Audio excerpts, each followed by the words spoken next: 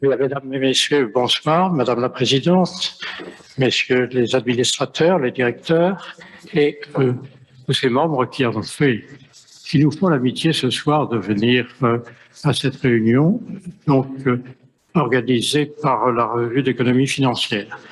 Au nom de l'Académie de médecine et de mon secrétaire perpétuel, je suis très heureux de vous accueillir et d'autre part de vous souhaiter la bienvenue parmi nous.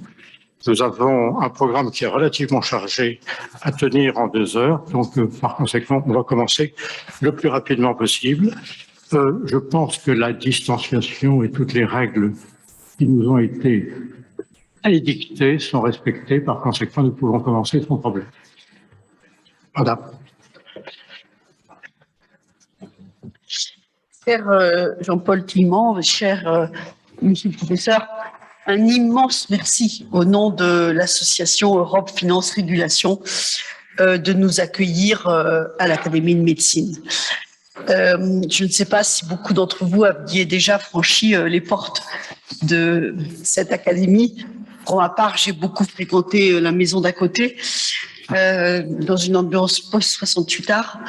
Mais l'Académie de médecine, je n'y avais jamais mis les pieds, donc c'est un immense honneur de le faire aujourd'hui. Et c'est d'autant plus un honneur que cela nous permet de présenter les travaux de la Revue d'économie financière, qui est, comme son nom l'indique, plutôt une revue d'économie financière, et où la question de la santé n'est pas toujours... si on regarde toutes les collections de numéros de la REF, finalement, c'est une compétence un peu sectorielle qui n'occupe pas la transversalité de tous nos travaux. Et donc, vraiment, quel meilleur endroit pour le faire il n'y avait sans doute pas. Et donc, un grand merci au nom de l'association de nous accueillir. Je veux aussi, et c'est sans doute mon rôle, remercier quelques autres acteurs qui ont rendu ce rendez-vous possible. D'abord, Jean de Kervasdoué, qui a accepté la lourde responsabilité de piloter ce numéro de la REF. Alors, je ne sais pas si tout le monde sait ce qu'est un pilote d'un numéro de la REF. Dans notre code à nous, ça signifie que, au fond, il y a un comité de rédaction qui décide dans sa sagesse de quoi faut-il parler. Et puis ensuite, il y a quelqu'un qui doit s'atteler à la tâche, réunir les talents, les convaincre d'écrire à temps quelque chose d'acceptable qui puisse être lu, relu et qui fasse cohérence. Et c'est ce travail que Jean de Kervasdoué, avec tout son savoir, son bagage, sa largeur de vue, a accepté de faire. Et la REF n'est pas connue pour être une revue qui colle à l'actualité. Elle a la caractéristique d'être composée dans cette tripartite sous la haute responsabilité, sagesse d'Olivier Pastré, de Sylvain Deforge et de François-Xavier Albouy, de réunir des universitaires, et non pas des académiques, puisque nous parlons français, même si nous sommes à l'académie. On peut accepter des académiciens, hein, mais en principe, c'est des universitaires, des régulateurs et des acteurs de la vie économique et des marchés. Et avec ce triptyque, au fond, on s'est inscrit en réalité dans une vraie actualité, puisque aujourd'hui, nous allons parler de 2 numéros de la REF. Le premier est quasiment le dernier de l'année 2021. Donc, on a squeezé l'année 2021 autour d'enjeux de santé. Le premier, qui a été un numéro coécrit avec la revue Risque, dans lequel nous avons examiné les aspects économiques, sociaux et financiers de la crise de la Covid. C'est un numéro qui est à la fois daté et pas, sur lequel je pense qu'il y a quand même encore beaucoup de choses à regarder sur la distance. Et puis ce numéro sur le financement de la santé, qui vient dans une autre actualité. Alors évidemment, aujourd'hui, on est dans un jour très sombre pour l'histoire européenne. Je ne sais pas à quoi on comparera ce jour. Est-ce que c'est le début de la guerre à Sarajevo, la dernière, celle d'avant? Est-ce qu'on comparera simplement ça à la situation en Crimée? En tout cas, je crois qu'on rentre dans un brouillard absolument indescriptible et sur lequel, au fond, personne ne sait très bien où l'on va.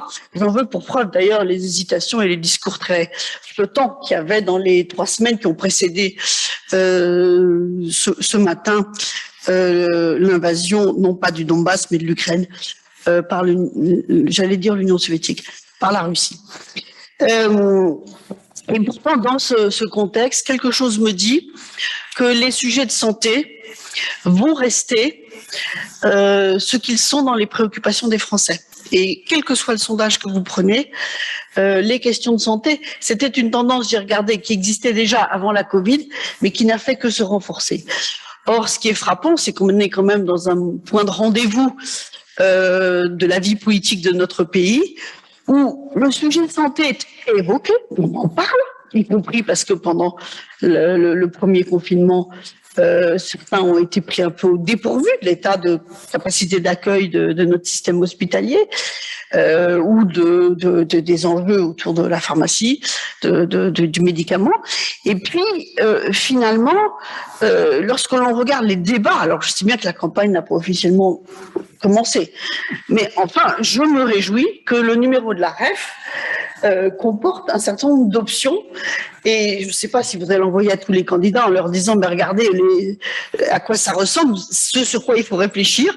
Mais en tout cas, si vous voulez regarder un peu de manière approfondie quelles sont les différentes options sur la table, je crois que c'est un numéro extrêmement précieux pour nourrir ce débat dont tout nous dit qu'il est plutôt devant nous que derrière nous. Voilà, je ne veux pas être plus long, je l'ai sans doute déjà été trop, mais je vais encore une fois tous vraiment vous remercier d'avoir accepté de participer à cette présentation des numéros et surtout encore une fois remercier et féliciter ceux qui ont fait que ce numéro de la REF existe. Merci. Nous vous souhaitons un bon débat et nous allons passer la parole à Olivier Pastré qui va faire la présentation du premier numéro qui ouvre le bal d'une certaine façon sur ces enjeux de santé.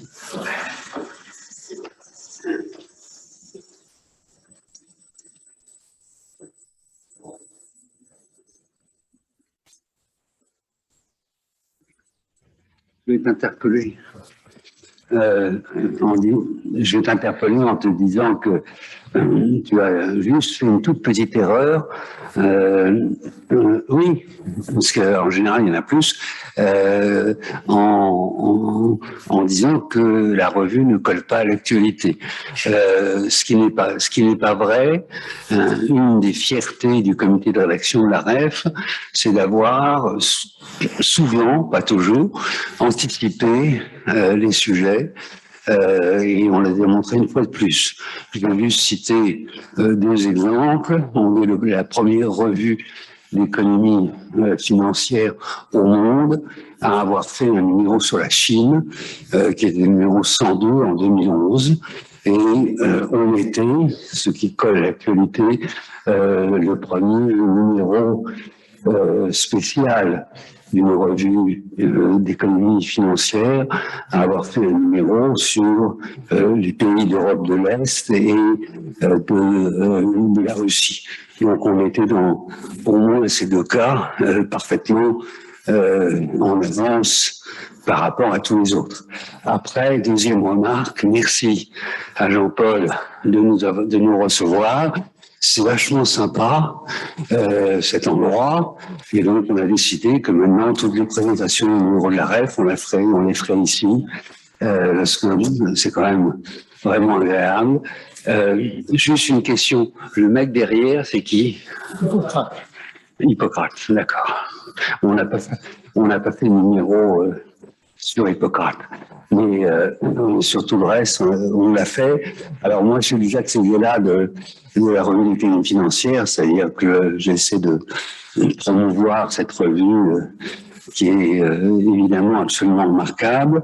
Et avant de laisser la parole à Jean, que je remercie, que j'embrasse, tout pour avoir piloté ce numéro d'économie et de la finance, de la santé, vraiment un numéro qui n'est pas si ancien, qui n'était pas pionnier parce que on n'avait pas anticipé la crise, mais on a réagi, on a fait avec la revue Risque au 4e trimestre 2020, le premier numéro, donc un numéro à l'échelle mondiale, ce qui est quand même bon pour le moral et le moral notamment des chercheurs en économie en France. Le premier numéro sur l'après-Covid, qui était un gros numéro, qui est là, que vous pouvez acheter, qui est un peu plus cher que d'habitude, mais pas vraiment très cher. Et à la sortie, il y aura des piles. Et je vous les dédicacerai. Je plaisante parce que ça me fait comme introduction. Mais c'est tout ça pour dire que bien qu'on soit une revue trimestrielle, on est une revue anticipatrice dans un certain nombre de cas et très réactive dans d'autres. Au rythme de ce qu'est une revue, les gens, j'espère qu'on confirmera ça, monter un numéro, c'est quand même un peu compliqué. À de nombreuses reprises, y compris pour le numéro qu'il va présenter, on arrive à mobiliser des auteurs de tout premier rang, et c'était le cas pour un numéro concernant la Covid qu'on a réalisé avec la revue Risque. Sur ce numéro, donc ça c'est Jacques Séguéla qui vous parle, on a été extrêmement réactifs et je crois qu'on a couvert à peu près tous les sujets. Il y a une partie significative du numéro qui est consacrée à l'histoire des épidémies. Et alors lien avec évidemment l'économie financière, à laquelle Pervenche, après avoir légèrement critiqué, je vais beaucoup te féliciter. Pervenche a contribué, et puis on a analysé, je dirais poste par poste, les problèmes posés aux entreprises, les problèmes économiques en général, et puis une dernière partie qui est très intéressante à lire, c'est ce que j'ai fait, je l'ai relu à l'occasion de cette présentation, sur les politiques économiques. On a eu comme contributeurs Emmanuel Moulin, Robert Ophel, Benoît Curet, pardon, Patrick Artus et d'autres, qui ont essayé de réfléchir à quelle politique économique mettre en place face à cette pandémie. Et c'est intéressant de relire presque 3 ans après. Et c'est heureusement et malheureusement encore d'actualité. Donc c'est un très bon numéro qui coûte pas cher. Et c'était ce que je voulais commencer par vous dire pour vous inciter à l'acheter en disant qu'évidemment le numéro sur le financement de la santé. Alors ce numéro de financement de la santé, je vais laisser à Jean l'honneur et le plaisir de vous le présenter. Je voudrais d'abord le remercier, il a été exceptionnel. Comme beaucoup, pas tous, beaucoup de pilotes de numéros, parce qu'il est arrivé en temps record à fédérer des auteurs d'une extrême qualité. Et je dirais, pour revenir à Jacques Séguéla, que ce numéro, c'est la force tranquille. C'est vraiment un numéro qui est compact et complet.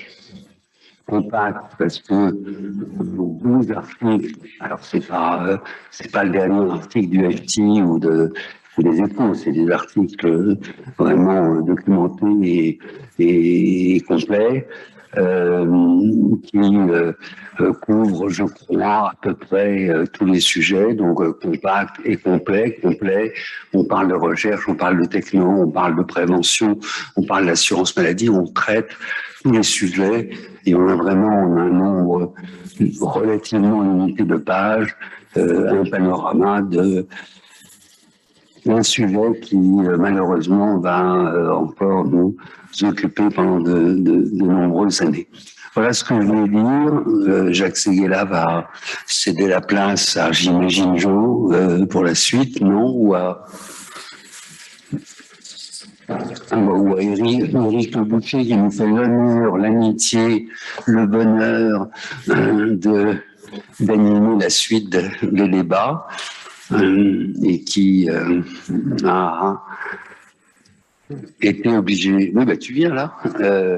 Je vais partir, ne t'inquiète pas. Qui a été obligé de lire le numéro en un temps record. Et évidemment, je le remercie.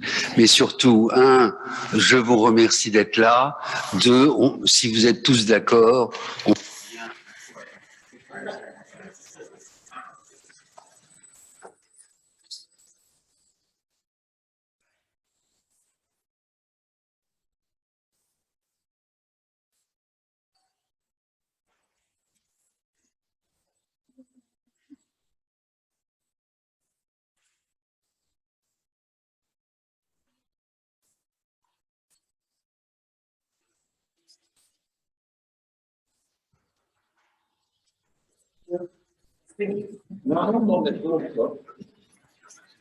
de Louis XVIII.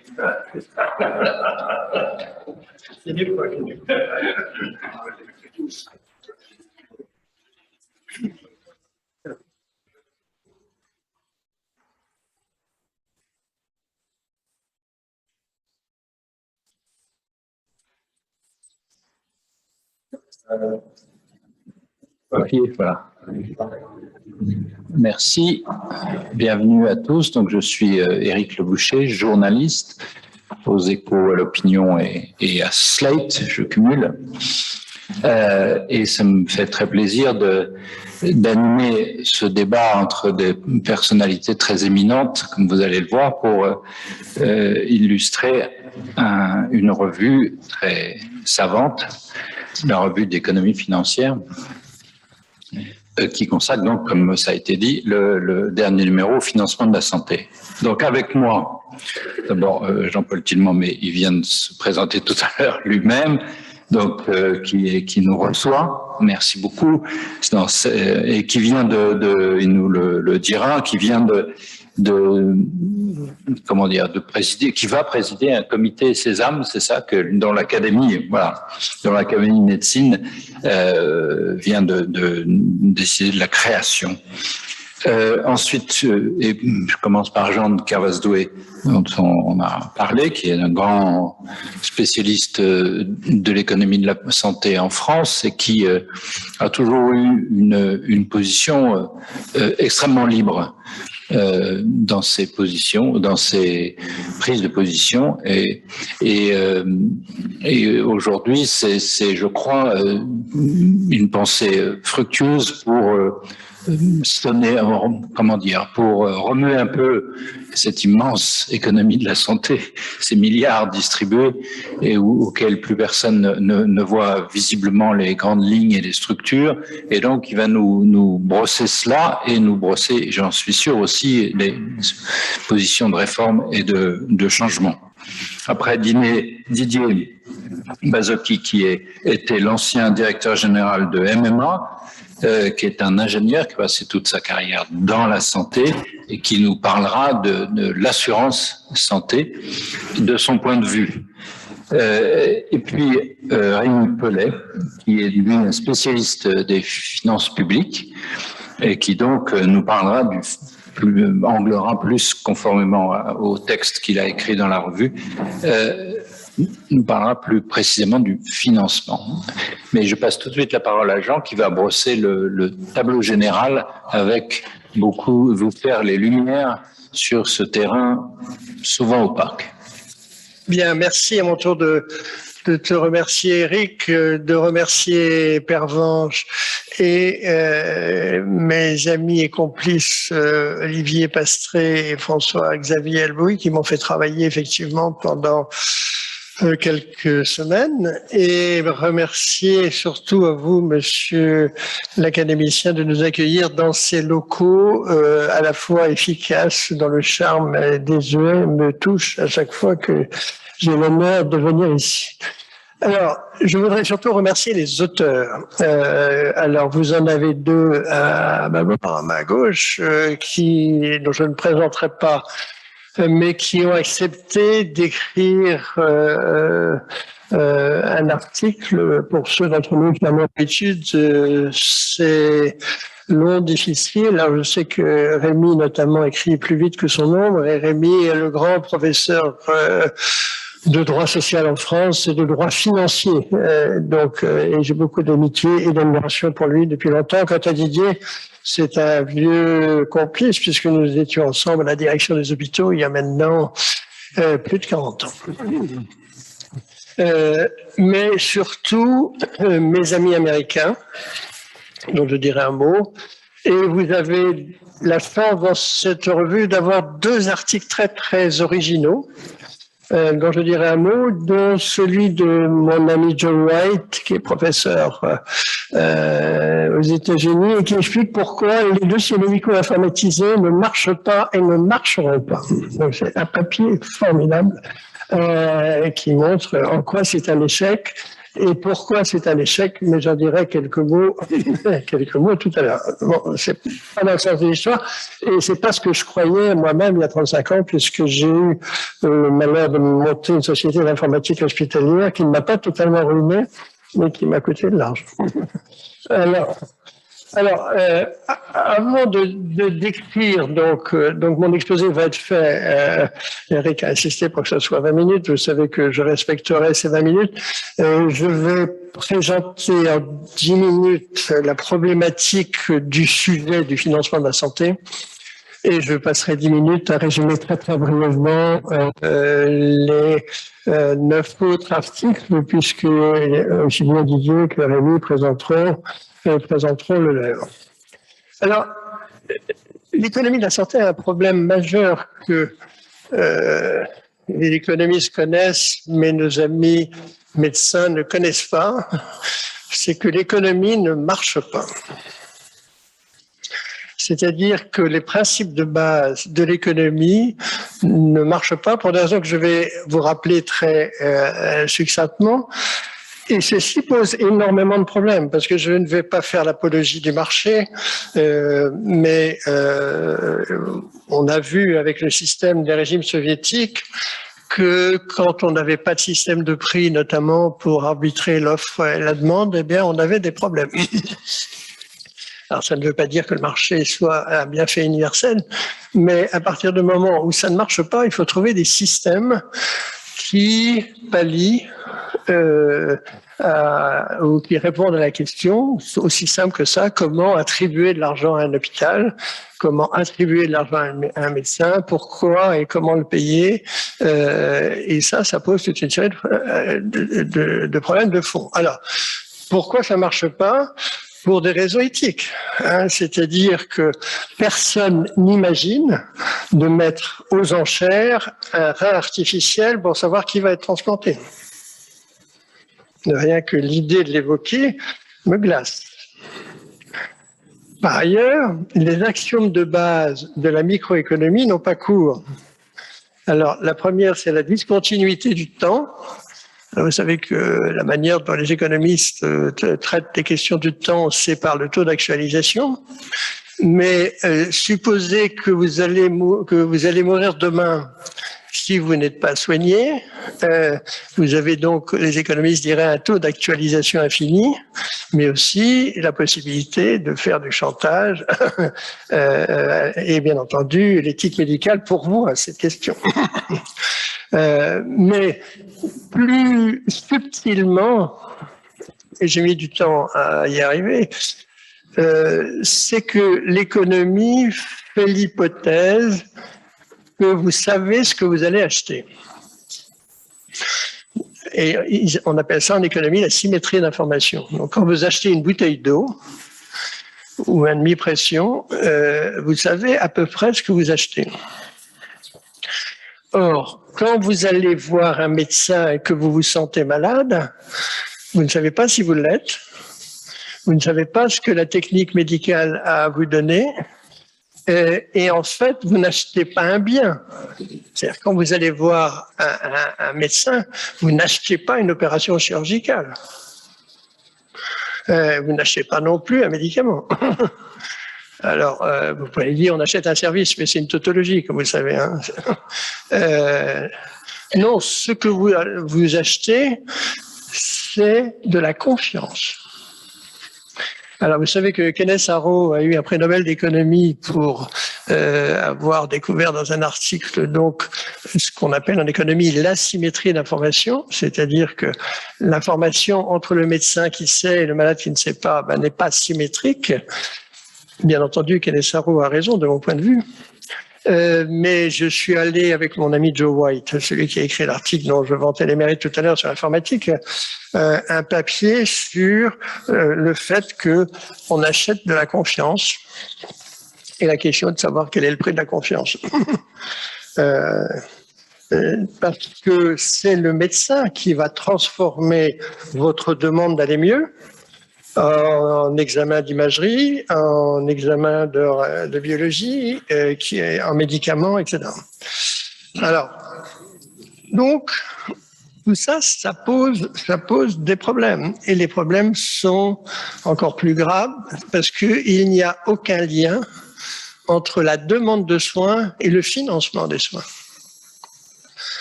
Alors, la demande de soins, elle évolue avec la démographie. Alors, vous savez que la démographie a deux dimensions. Elle a une dimension d'âge et une dimension de nombre. Bien entendu, les dépenses de santé augmentent avec le nombre d'habitants, mais ils augmentent aussi avec l'âge des habitants. Et vous savez que nous sommes dans une période très, très importante et très critique que je prévois depuis plus de 30 ans. Évidemment, ça n'a pas été le cas de tous les gouvernements, notamment quand ils ont baissé la démographie médicale et le numerus clausus dans les années 90. Je vous rappelle que à l'époque, c'est tombé à 3500 médecins, alors que c'était 8700 dans les années 70. Et qu'il était évident que les gens qu'on recrutait à 19 ou 20 ans en 95, eh bien, ils auraient 50 ans aujourd'hui. Or, la génération du baby-boom, elle commence en 47, elle finit en 73, et que vous savez que pour la protection sociale, il y a trois âges importants. Il y a l'âge de la retraite, il y a 70 ans, parce que l'âge moyen dans un hôpital d'aigu, c'est 70 ans, et il y a entre 83 et 85 ans qui est l'entrée en dépendance, c'est-à-dire que l'infection est très très forte entre 83 et 85 ans. J'avais appris ça il y a longtemps parce que mon père, qui avait 85 ans, qui sortait de son bateau, avait dit à ma fille « Je n'ai plus mes 80 ans ». Alors j'avais raconté ça à un copain gériatre, moi ça m'avait amusé, il m'a dit « Mais non, ton père a raison, vraiment ça change beaucoup entre 80 et 85 ans ». Or, le début de la cohorte du baby-boom, donc 47, 83 ans, c'est 2030. Et donc, on va être encore en 2030, et comme vous savez, il faut 10 ans pour former un médecin. Donc, on va être encore en 2030 dans une situation très particulière.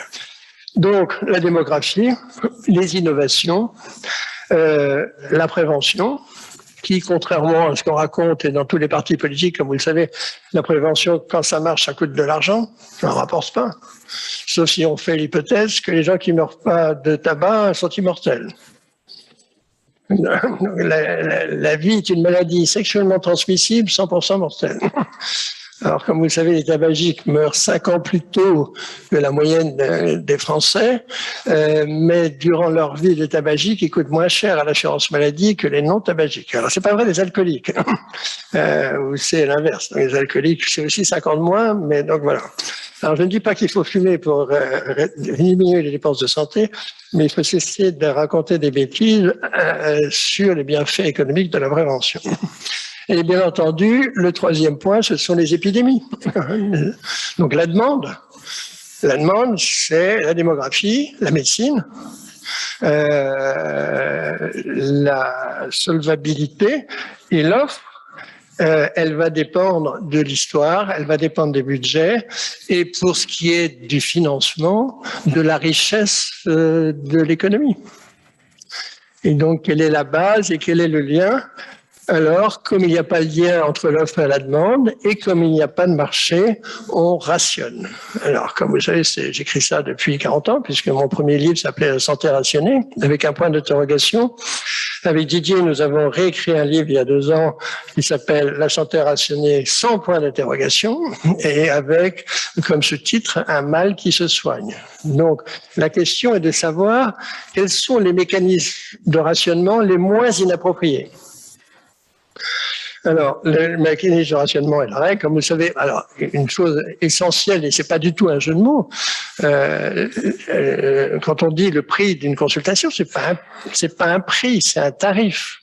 La différence entre un prix et un tarif, c'est que quelqu'un dit que la consultation, c'est 25 €. C'est pas un échange libre, sauf en secteur 2, entre le médecin et son patient pour savoir si c'est pas un prix, c'est un tarif.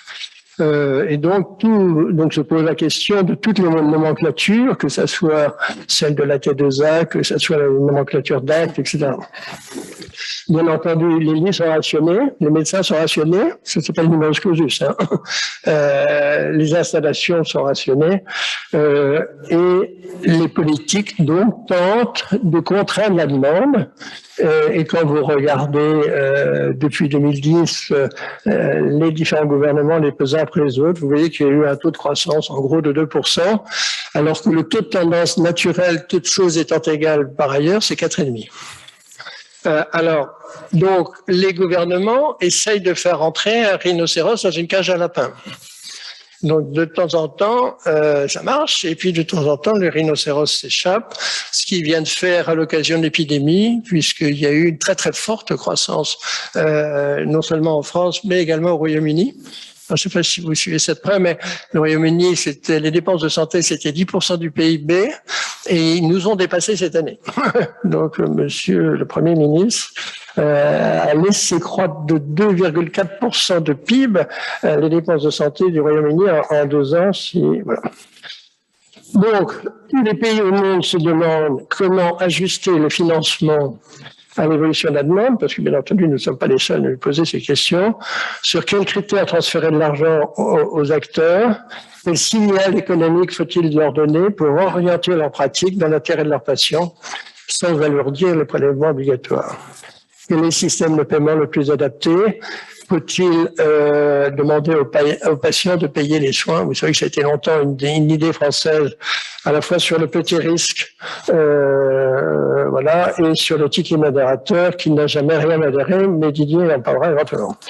Alors, je rentre dans la deuxième partie de mon exposé pour vous inciter à lire l'article de Kike Hoekma, qui est une amie néerlandaise, mais prof aux États-Unis, et Tim Bessel, qui ont écrit un papier passionnant, et je vous recommande de le lire pour ceux que ces sujets intéressent, parce que depuis une quinzaine d'années, Kike et 19 personnes dans le monde analysent non pas les grands systèmes de santé, mais ceux des pays moyens.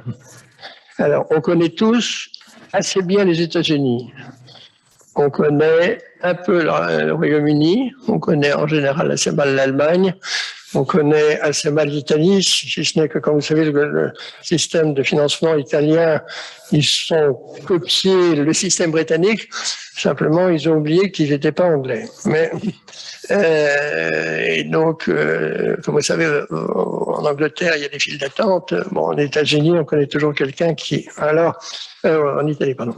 Alors, donc ce papier parle du Chili, il parle de l'Équateur, il parle de la Tchéquie, il parle d'Israël, mais il parle aussi savamment de la Suisse, des Pays-Bas et des pays d'Amérique latine et d'Afrique. Alors, ce qui est fascinant pour ceux d'entre vous qui suivent les débats depuis 40 ans ou 50 ans de politique de santé, c'est que les tentatives de concurrence par le financement ont globalement échoué.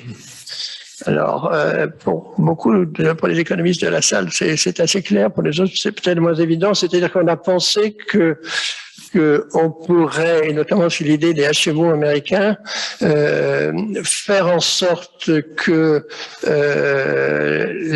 les assureurs négocient en votre nom avec les professionnels de santé pour réduire les dépenses de santé ou mieux organiser les soins. Et ceci a globalement échoué. Tous les pays déclarent mettre le patient au centre du système de santé, et dans tous les pays, c'est un échec. Alors, j'ai dit à beaucoup de ministres de la Santé, avant de clamer qu'il faut mettre le patient au centre du système de santé, ça serait bien de lui répondre au téléphone quand il est à l'hôpital. Et d'autant qu'aujourd'hui, avec Doctissimo, ça devient de plus en plus dur d'avoir des services puisqu'on peut prendre des rendez-vous à l'hôpital, mais on peut plus téléphoner. Donc, les efforts de décentralisation ont partout ou presque été suivis de recentralisation et que les réformes, quand elles marchent, ce qui est rare, elles mettent toujours une bonne dizaine d'années. Et que même les pays comme, vous savez, Singapour, qui a monté un système d'épargne médicale, ce système d'épargne médicale est un système qui marche peu. Donc, les systèmes sont stables et nous ne constaterons pas de notre vivant, même pour les plus jeunes de cette salle, une convergence, par exemple, entre le système de santé britannique et le nôtre, parce que ce qui compte, ce sont les conditions initiales. Alors, pour comprendre les systèmes de santé, Théodore Marmor, dont je vais juste dire un mot, dit toujours des choses très simples, mais très essentielles. Idée, institution, intérêt. Il arrive rarement qu'une idée crée des institutions, mais ça arrive. Et donc, l'assurance maladie, elle a été créée, comme vous le savez, non pas en 1945, mais en 1930. Elle a été généralisée ensuite en 1945, pas totalement d'ailleurs. Mais qu'une fois que cette idée crée des institutions, les institutions sont suffisamment fortes pour ceux qui y travaillent ou ceux qui en bénéficient, défendre leurs intérêts. Donc, il est très très rare qu'une réforme ait suffisamment de poids pour contrebattre les intérêts existants. Alors, Théodore Marmor a fait un très très bon papier. Théodore est un aide pour les amis est vraiment un des grands spécialistes américains de la protection sociale. Et il a écrit un livre que je vous recommande si vous vous intéressez aux États-Unis qui s'appelle America Misunderstood the Welfare State. Et il éclaire le débat essentiel aux États-Unis pour montrer que justement, même aux États-Unis, les assurances maladie ne sont pas des assurances. Ou pas vraiment des assurances, mais Didier en parlera. Je laisserai Rémi Paulet parler de la budgétisation éventuelle de l'assurance maladie. Et très rapidement, en 2 minutes, les autres articles. Donc, Laurence Hartmann, qui j'ai travaillé, qui fut mon maître de conf au CNAM, a fait un papier sur les outils de la prévention et de la santé publique pour montrer qu'en France, on les analyse, on les utilise que très rarement. Et elle cite 2 cas dans lesquels nous avons travaillé, celui des prothèses auditives.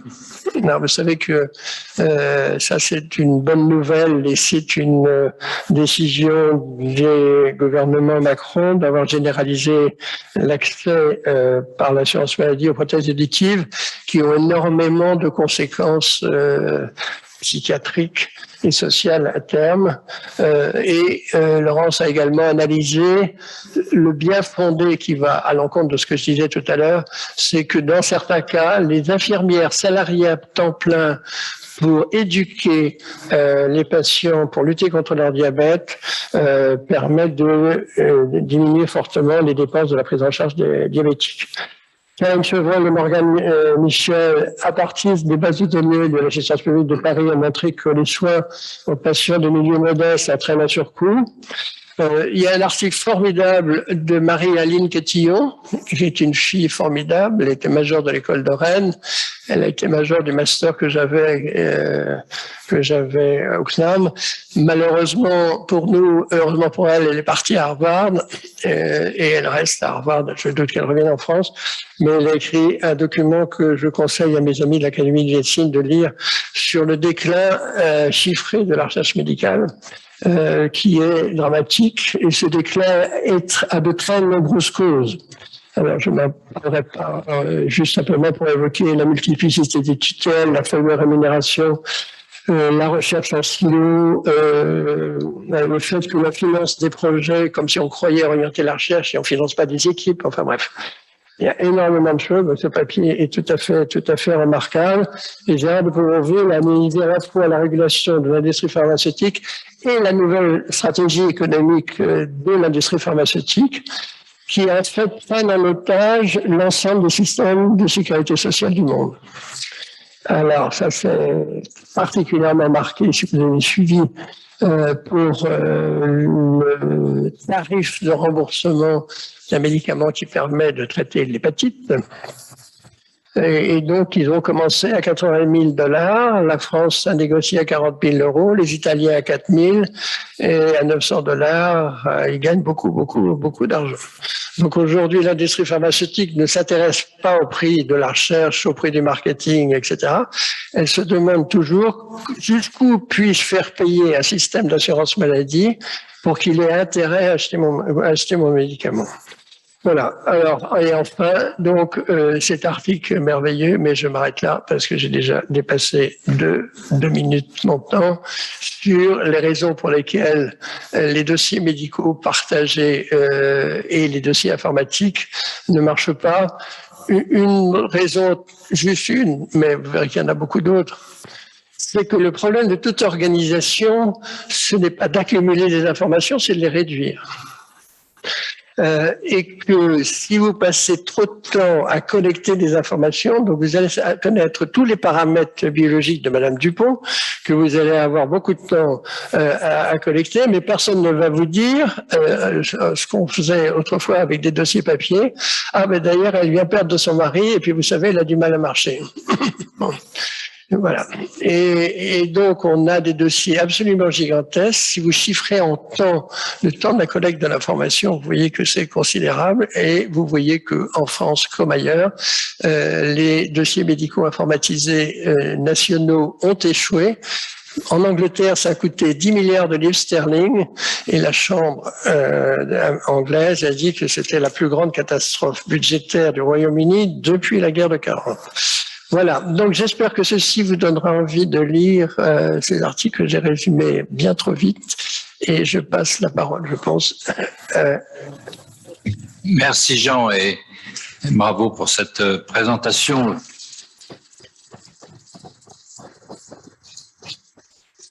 Au fond, d'humilité, mais je me demande si l'Académie de médecine n'a pas trop influencé l'Académie de sciences économiques dans cette humilité. Justement, on fait ce qu'on peut, on ne guérit pas vraiment, etc.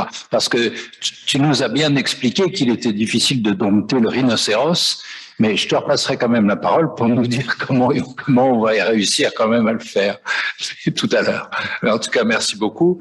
Et donc maintenant, c'est le tour de Didier Bazocchi, justement, qui va nous parler de l'assurance maladie et peut-être contester un peu ce que disait, peut-être contester un peu ce que disait. Pas forcément, on va en parler, là, monsieur le professeur, mais mesdames et messieurs, à la fois, c'est un plaisir, un honneur d'être ici avec vous, mais je vais commencer par dire que je suis d'accord avec l'affirmation de Jean sur le fait que l'économie de marché ne marche pas, je dirais pas totalement, en santé. Alors, ça va choquer mes anciens collègues du monde de l'assurance, peut-être, mais c'est une évidente chose, et Jean l'a écrit, de nombreux théoriciens l'ont écrit. Pour autant, les systèmes publics ont aussi leurs défauts. Les systèmes de type NHS présentent d'autres inconvénients, et ils présentent des inconvénients notamment de rationnement. Et en effet, Jean a fait référence à ça. Si vous avez un système qui n'est pas un système de marché du tout, vous avez des systèmes complètement rationnés, et donc il y a des files d'attente ou des systèmes de court-circuit de ces files d'attente qui créent des distorsions dans l'accès aux soins qui peuvent être considérables. Donc, finalement, on voit là que, je crois que Jean l'a parfaitement expliqué, on n'a pas, dans cet univers de l'économie de santé, de solution de référence sur le plan intellectuel qui soit absolue. Bon. Si on se place d'un côté, du côté des systèmes nationaux de santé que l'on trouve en Espagne, en Grande-Bretagne et qu'on trouvait jadis dans le système soviétique, on voit bien les inconvénients en termes d'accès aux soins que ça provoque. À l'inverse, les systèmes des pays dits libéraux, si on prend l'exemple des États-Unis, avec je crois 40% représentés néanmoins par la dépense publique sur Medicare, Medicaid, c'est la ratio que j'ai en tête. Il y a un système qui à 60% est financé par le marché, avec tous les inconvénients qui ont été largement décrits dans la littérature. Donc on voit bien qu'il n'y a pas de système finalement qui soit référent. Et je voudrais dire que le système français, globalement issu de la libération, avec le système de gestion paritaire de l'assurance maladie posé les premières années après la libération de la France en 1945, et les systèmes d'équilibre entre un système public par nature rationné par la dépense publique, même si la Sécu est en déficit. Néanmoins, les systèmes de régulation publique mettent, avec l'ONDAM notamment, une borne supérieure à ce que doit dépenser la collectivité chaque année pour la santé ou les systèmes de soins, plus exactement, de nos concitoyens. On voit bien que ce système qu'on peut considérer comme dual, avec une assurance maladie publique, un assureur public ou un système de sécurité sociale, pour être plus précis, et puis un système privé d'assurance, alors composé, vous le savez, de mutuelles, de compagnies d'assurance, d'institutions paritaires. Ce système-là crée une sorte de tampon entre le financement socialisé à caractère universel et rien du tout. Parce que rien du tout, c'est très important. Imaginez que ce système n'existe pas, et j'y reviendrai tout à l'heure, puisque c'était le projet du ministre actuel de la Santé. Imaginez que ce système n'existe pas, quand la puissance publique, pour des raisons budgétaires, dérembourse un médicament, un soin ou une hospitalisation, ça tombe immédiatement dans la poche, ou ça sort immédiatement de la poche de l'assuré. Mais l'assuré moyen n'existe pas. En moyenne, on dit finalement ça va passer. Mais en réalité, parmi les assurés, vous avez des jeunes bien portants et vous avez des pauvres et malades. Et l'accumulation de dépenses non prises en charge dans ce cas-là par la solidarité, sans système de mutualisation intermédiaire, rend le système rapidement insupportable pour une grande partie des ménages. Et donc, ce système, avec un système universel public, dont je rappelle en France que sur les 210 milliards d'euros de la consommation de soins bien médicaux, si j'ai bonne mémoire, la Sécu en prend en charge 165 milliards. Donc 78% de la dépense. C'est considérable, et c'est un système de solidarité enviable que beaucoup de pays nous envient.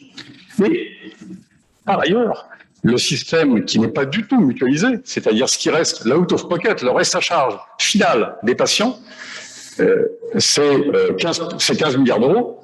C'est le plus bas des pays de l'OCDE. C'est le plus bas des pays de l'OCDE. Du monde, et donc du monde, probablement. Et ça, c'est permis parce qu'il y a un système de mutualisation intermédiaire qui absorbe les déremboursements progressifs ou temporaires du système public.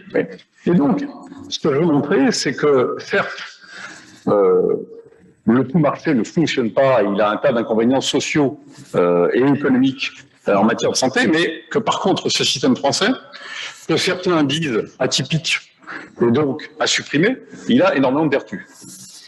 Et vouloir le supprimer, c'est-à-dire transférer la majeure partie des indemnisations, des prestations servies par les organismes privés d'assurance vers la Sécu, ça présente un certain nombre d'inconvénients. Et je vais en citer les principaux. Et je cite des inconvénients qui ne touchent pas aux intérêts particuliers ni des médecins ni des assureurs, puisque eux-là sont prestataires de services. Je vais citer des inconvénients qui touchent l'intérêt général et la collectivité. Il y en a un premier, que François-Xavier Alloué connaît bien, qui est le solde des transferts sociaux.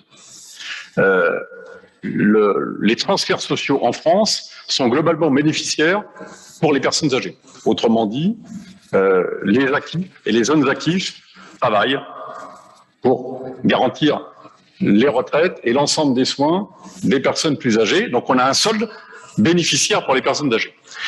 Si, comme le ministre voulait le faire, vous transférez 20 milliards d'euros supplémentaires des cotisations de complémentaires vers les prélèvements obligatoires, vous accentuez ce solde. Et donc, au fond, vous faites payer par les jeunes actifs bien portants à bas revenus les soins des retraités dont on sait que le revenu moyen est plus élevé et le patrimoine plus élevé. Est-ce un élément de justice sociale? Je pose la question. Deuxième inconvénient, il est microéconomique. Alors, je ne vais pas rentrer dans les détails de la technique, mais je l'ai légèrement évoqué tout à l'heure. Aujourd'hui, les assureurs complémentaires indemnisent les assurés, 96% de la population, puisqu'ils les couvrent quasiment tous, pour une dépense globale de 30 milliards d'euros chaque année.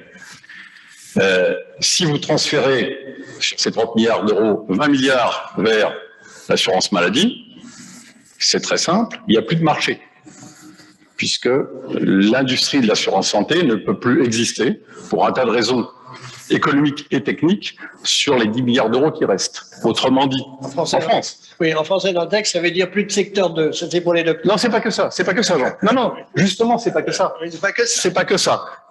C'est plus de secteur 2, plus de médicaments pas totalement pris en charge par la Sécu, plus de prise en charge de la chambre particulière à l'hôpital, etc. Donc, ça a des inconvénients de nature sociale. Je vais prendre une illustration. Si on regarde les dépenses d'hospitalisation sur un portefeuille, qui était le portefeuille dont j'ai eu la charge par le passé, on avait pour un assuré sur 100 un reste à charge au bord de la sécurité sociale, donc avant l'intervention de son assurance complémentaire, de 5 800 € par an. C'est insupportable pour la plupart des ménages. Si vous en transférez les 2 tiers sur la Sécu, c'est très bien. Mais il en reste quand même à peu près 1800, pas tout à fait, enfin 6800, et ces 1800 sont insupportables par la plupart des ménages. Donc vous voyez qu'en démutualisant ce risque, vous provoquez des inégalités sociales considérables en faisant passer le reste à charge final pour les ménages de 15 milliards à 25 milliards.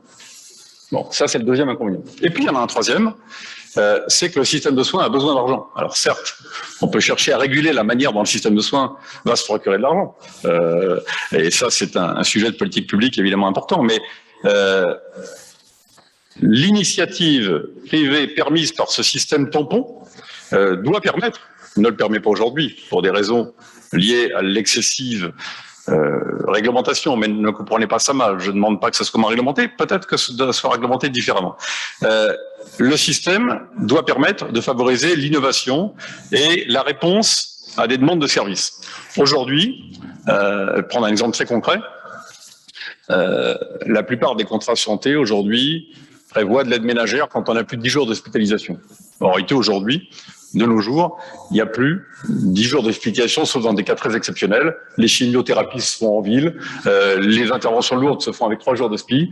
Et donc, vous voyez que là, il y a une limite et on brille finalement la quantité de services qu'on peut délivrer aux assurés par des contraintes microéconomiques et réglementaires qui sont probablement d'un autre âge. Et donc, il faut redonner de la marge de manœuvre à ce système pour qu'il puisse innover et qu'il puisse apporter des solutions à des besoins de financement, d'innovation dans le secteur de la santé, qui est aussi un enjeu de souveraineté. On pourra en parler parce qu'évidemment, derrière tout ça, il y a la question de la maîtrise de la donnée, qu'il est probablement préférable de voir gérée par des acteurs dont le centre de décision est en France que par les GAFAM, mais c'est un peu un autre sujet. Donc voilà ce que je voulais dire en introduction. Et donc, il y a vraiment, alors évidemment, il y a des sujets très concrets à gérer, hein, sur le fait que les primes d'assurance santé des personnes âgées les moins favorisées sont probablement tout à fait excessives par rapport à leur capacité financière. Ça a été démontré, le taux d'effort des personnes âgées en matière de santé pour les revenus les plus bas des retraités est de 11 à 13% de leurs revenus disponibles, alors que pour la population générale, il est de 3 à 5. Vous voyez, donc ça, c'est pas acceptable. Et il faut mettre en place des systèmes de redistribution et de péréquation. Mais nous pensons à un certain nombre, et pas seulement des assureurs, encore une fois, je ne défends aucun intérêt dans cette affaire, nous pensons que plutôt que de créer 20 milliards de prélèvements obligatoires supplémentaires avec les effets que ça provoquerait, comme j'ai essayé de l'expliquer, il y a des solutions plus fines qui doivent permettre à la fois de réinjecter du financement là où c'est nécessaire, de réguler ce financement, tout en améliorant la situation des personnes âgées les moins favorisées. Voilà ce que je voulais dire en introduction. Merci. Merci beaucoup. On reviendra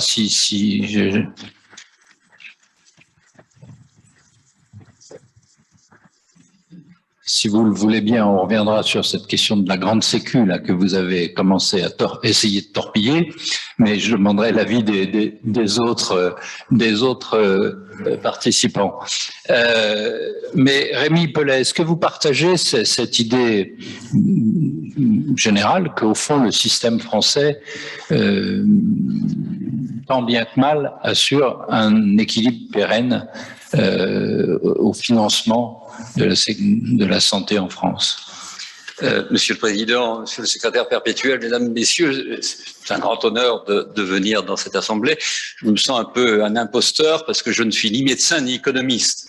Donc, pour commencer, j'aurais du mal à répondre à votre question, même si, et je vais en plus contrarier mon voisin parce que je ne suis pas absolument d'accord avec son analyse de la grande sécurité sociale, tout en n'étant pas totalement d'accord non plus au scénario, un des scénarios proposés par le HCAM.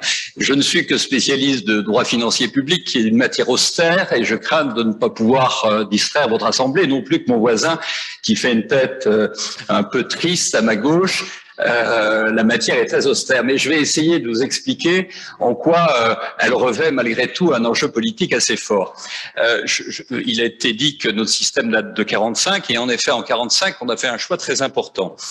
C'est celui de faire financer les hôpitaux par l'assurance maladie, tout en enlevant à l'assurance maladie toute responsabilité en matière de gestion hospitalière.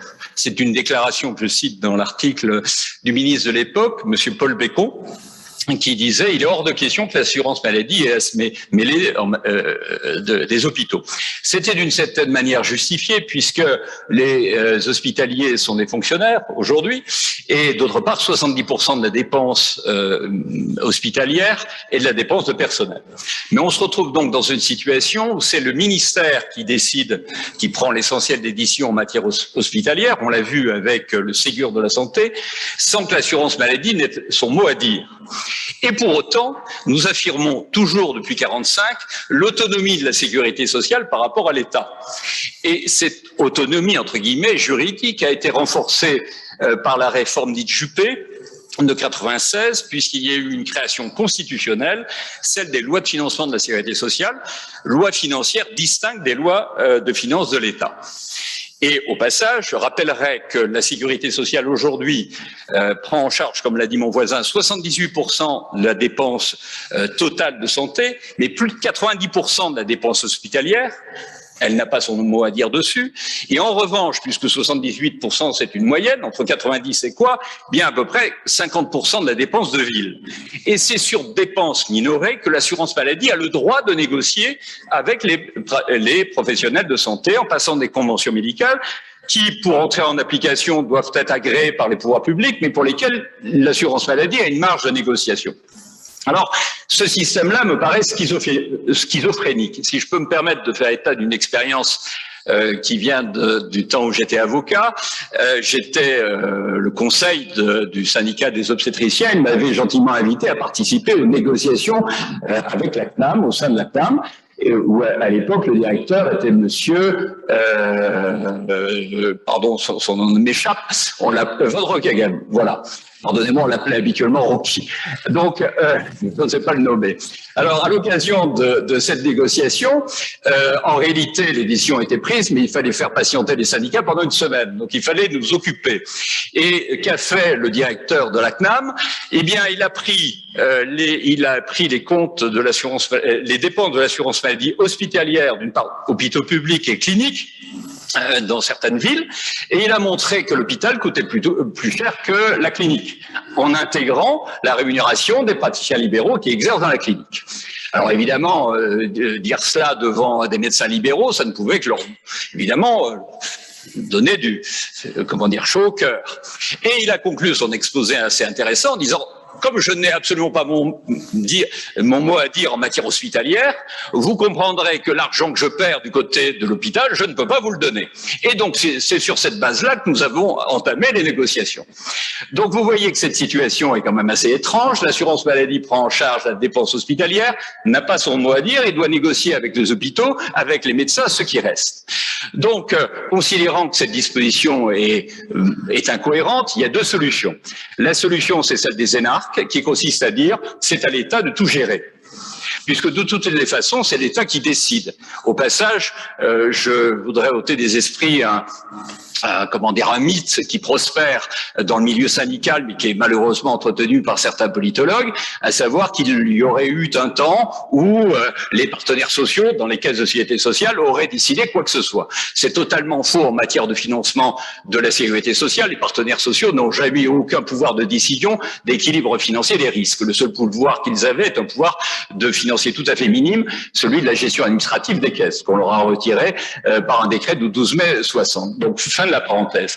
Donc, on se retrouve dans une situation où c'est l'État qui décide, in fine, et donc, dans ces conditions, pour la gestion, eh bien, supprimons la liberté de négociation de l'assurance maladie avec les professionnels de santé, centralisons tout, et c'est le ministère qui va négocier directement avec eux. Je pense que cette solution est néfaste, non pas que le ministère par nature ferait mal, c'est tout simplement parce qu'il est conduit à des arbitrages politiques, parce que les responsables politiques ont une mission politique et ils l'assument. Et Jean de Kervazoué, qui a été directeur des hôpitaux, c'est mieux que moi ce qu'il en est. Donc je pense que le fait de confier la totalité de la gestion des fonds de l'assurance maladie à l'hôpital est une mauvaise mesure. Elle est préconisée par des IGAS, qui sont dans leur rôle. Je propose exactement le contraire.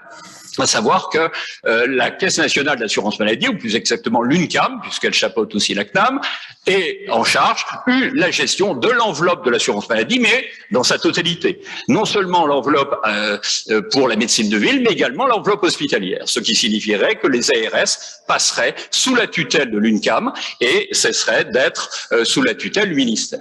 Ça, c'est un premier changement administratif. Le deuxième changement que je suggère, c'est une sorte de Big Bang budgétaire et socio-fiscal. Alors, pardon d'entrer dans une technique un peu austère, je vais essayer de résumer la chose.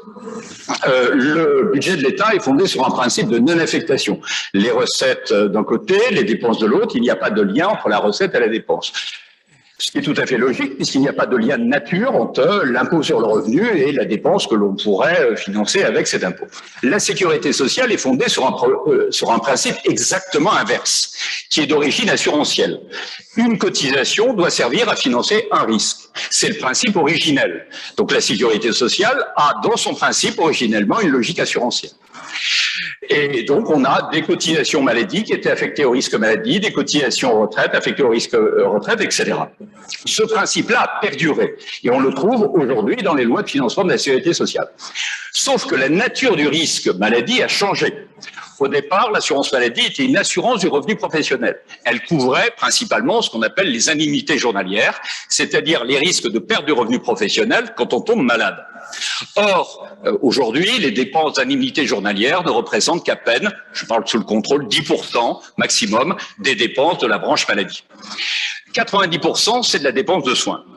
Donc, ces dépenses de soins, il n'y avait aucune logique qu'on la laisse porter uniquement sur les salaires. Très courageusement, Michel Rocard a fait voter une réforme d'envergure, c'était la CSG, qui a une assiette beaucoup plus large que les cotisations, que les cotisations sociales, c'est-à-dire qu'elle porte non seulement sur les revenus professionnels, mais aussi sur les revenus de remplacement et les revenus du capital.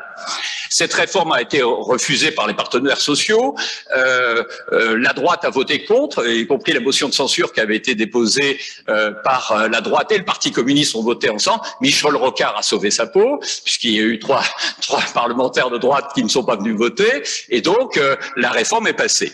Donc l'assurance maladie est désormais logiquement financée aujourd'hui par une assiette plus large que les cotisations sociales.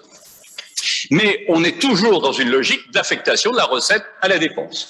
Donc le produit de la CSG va dans les comptes des lois de financement de la sécurité sociale, sauf que la CSG est éclatée entre plusieurs branches. Elle ne finance pas que l'assurance maladie. Elle finance aussi d'autres prestations de solidarité, la branche famille, l'autonomie, la branche autonomie, et même un peu de la CADES. Cet éclatement est complètement aberrant, il ne sert à rien, et on maintient ce principe d'affectation pour des raisons politiques qui me semblent tout à fait infondées. On considère que l'affectation est une garantie donnée aux partenaires sociaux, que cette somme ne sera pas détournée par l'État pour d'autres fins que la dépense d'assurance maladie. Or, il me semble que c'est un argument tout à fait fallacieux, puisque c'est quand même l'État qui, dans la loi de finances, comme vote, ce sont les parlementaires qui votent les lois de financement de la sécurité sociale, d'autant que les lois de finances. Donc, ce que je propose, c'est la réforme suivante, c'est de faire en sorte que le produit de tout ce qui va au financement de l'assurance maladie soit budgétisé, aille dans le budget de l'État. Et qu'en regard, l'État fixe le montant de la dépense d'assurance maladie qui lui paraît crédible, nécessaire. Les deux n'étant pas nécessairement liés. Et compte tenu de ce que nous disent les économistes, et je parle sous leur contrôle, à savoir que le rythme de la dépense est plus élevé que le rythme de la recette, eh bien, on acceptera d'une certaine manière de financer par une partie de la dette de l'État, le différentiel. Donc, l'État inscrirait dans sa recette l'ensemble de la CSG et des autres taxes, tabac, alcool et compagnie, qui sont aujourd'hui affectés à la sécurité sociale. De l'autre côté, fixera un objectif de dépense qu'on inscrirait en miroir dans les lois de financement de la sécurité sociale. Et c'est cette enveloppe qui serait décomposée, comme c'est le cas aujourd'hui, en différents postes, et dont la gestion serait confiée à l'UNCAM en sa totalité, qui se comporterait alors comme une véritable agence, au sens anglo-saxon du terme, c'est-à-dire avec un mandat, une autonomie de gestion, mais aussi une responsabilité. C'est-à-dire que d'un côté, on aurait un arbitrage politique qui serait démocratique devant le Parlement, et puis de l'autre côté, on confierait la somme à gérer à l'UNCAM, qui ne la gérerait pas pour une année considérée, mais par exemple le temps d'un mandat présidentiel, et à elle de faire les arbitrages entre la ville et l'hôpital. Et elle rendrait compte de sa gestion, sachant qu'au sein de l'UNCAM siègent les partenaires sociaux, qui pourraient faire valoir leur point de vue, et in fine, ça serait la direction de l'UNCAM qui assumerait la responsabilité et les arbitrages. Voilà la réforme que je suggère. J'en ai d'autres sous le pied si j'ose dire, mais je préfère m'arrêter là parce que c'est un peu technique et je risque de vous ennuyer. Je vous remercie.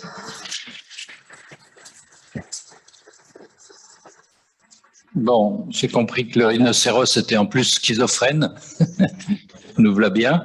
Mais enfin, vous faites beaucoup de propositions qui, évidemment, susciteront des commentaires dans la salle ou sur l'estrade. Dernier intervenant, professeur, à vous de Jean-Paul Tillement, à vous.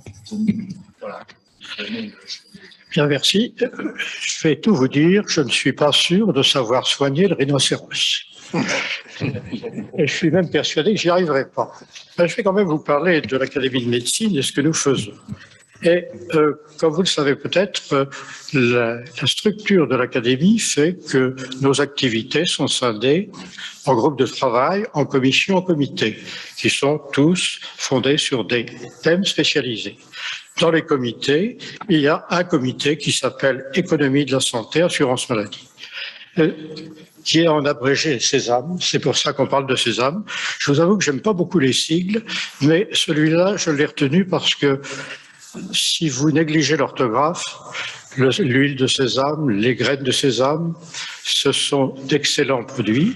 Et puis que d'autre part, j'avais pensé à Alibaba, ça nous donne une dose d'optimisme dans nos travaux. Voilà donc pourquoi nous parlons de sésame. Alors, quelques mots maintenant sur ce comité. Il est de création récente, mais il est dans la continuité d'une activité académique ancienne, celle qui s'attache aux dépenses de santé et à leur maîtrise. Tout d'abord un groupe de travail, puis ensuite une commission et maintenant un comité avec des objectifs socio-économiques plus larges. Alors, j'ai participé à ces travaux dès leur début, c'était en 2003. Parallèlement, je constate que le fait que vous ayez choisi de vous réunir ici à l'Académie de médecine serait, si c'était nécessaire, la preuve d'un intérêt commun. Alors, n'étant ni économiste ni financier, je suis quand même très intéressé par vos travaux, car j'en mesure l'importance. Et je peux vous dire que depuis que je vous ai écouté, je ne suis pas au bout de mes surprises. J'ai compris. Bon. Alors, je me limiterai ce soir à un sujet que je connais mieux, qui est celui du médicament, parce que c'est un sujet d'actualité qui nous concerne et qui nous réunit. Je suis pharmacologue et j'observe que vous intervenez dans l'existence du médicament au moins à un double titre, en amont et en aval. en avant en finançant recherche et développement, en aval en précisant par son remboursement son champ d'activité. Alors ceci posé, que peut apporter l'Académie à vos travaux? Vous avez accès aux meilleurs dossiers de médicaments fournis par les industriels, l'administration de la santé et par vos propres établissements. Dans ces conditions, nous n'avons rien d'original à vous proposer, rien de différent. Notre intérêt est ailleurs.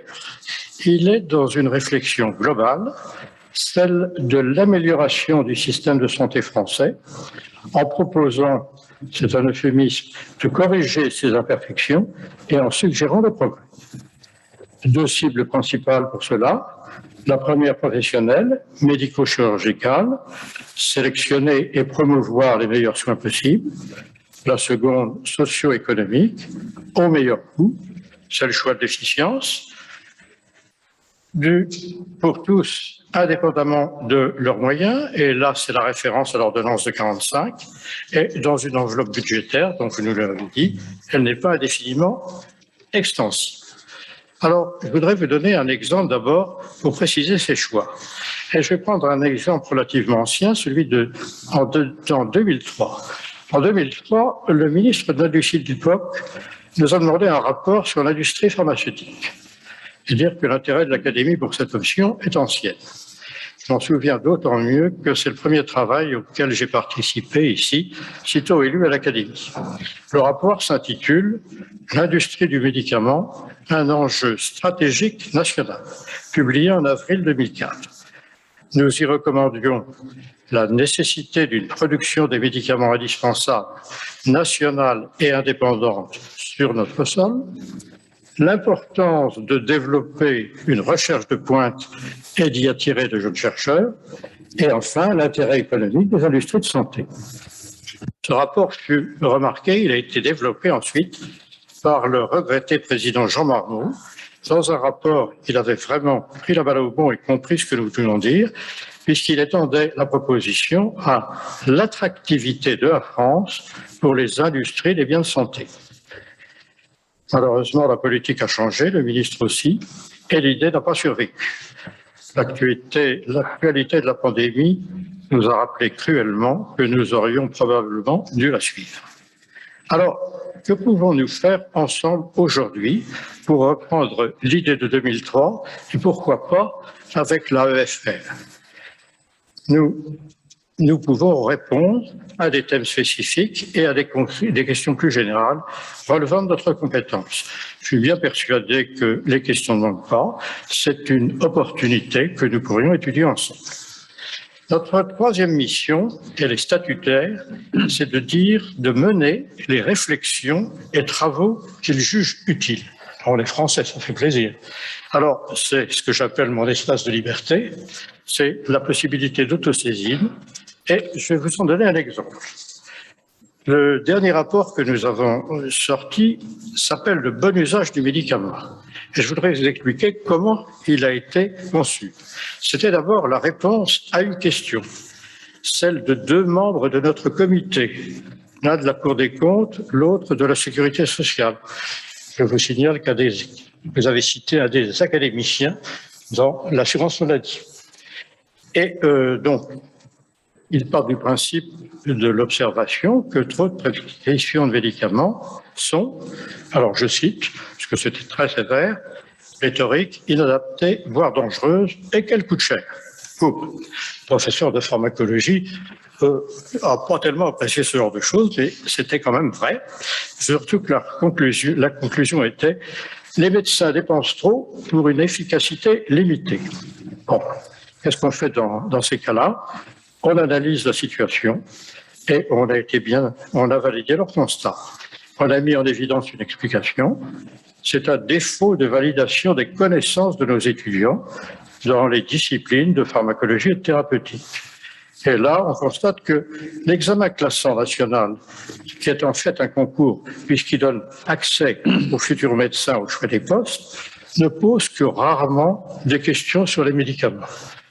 Donc, vous voyez, la possibilité de faire l'impasse était évidente. Ces questions sont malheureusement moins travaillées. Alors, notre rapport a eu un certain succès parce qu'il a attiré l'attention des doyens des facultés de médecine. Ils nous ont audités et le président de la conférence des doyens est maintenant en contact avec la commission de l'enseignement de l'académie et je pense qu'il va intégrer l'académie. Bon, c'est au moins quelque chose. Pour terminer, je voudrais vous livrer une réflexion sur laquelle nous travaillons. Pour combattre la pandémie, la vaccination est une arme très efficace. Elle protège et sauve un nombre considérable de patients. Notre cellule de crise la propose inlassablement et à juste titre. Est-ce suffisant de protéger? Ne faut-il pas aussi trouver le bon virulicide, c'est-à-dire le médicament qui détruit le virus et ses variants? Ne faut-il pas compléter la stratégie d'éradication de la pandémie, et c'est l'avenir, en conjuguant vaccination préventive et traitement efficace? L'idée aujourd'hui n'est plus originale, on en parle. Mais lorsque l'on observe les moyens considérables mis en œuvre pour la recherche d'un vaccin, on peut suggérer qu'il serait opportun de traiter aussi la cause, donc de mettre en avant des moyens financiers et humains dans la recherche d'un tel médicament. C'est ce que font d'autres pays, pourquoi pas chez nous. Voici donc très schématiquement et en quelques minutes les thèmes de notre activité qui peuvent intéresser la jeune association Europe Finance Régulation. Merci à la revue d'économie financière de m'avoir permis de vous présenter les travaux de l'Académie.